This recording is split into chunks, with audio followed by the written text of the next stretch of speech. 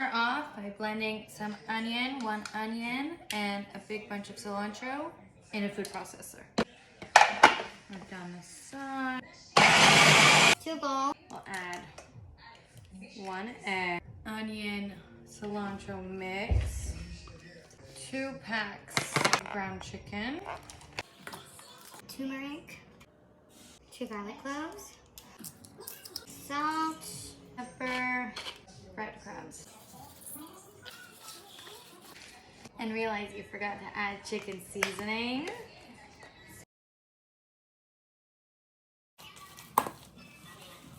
Flour, our baking sheet. Put our hands and start forming little balls.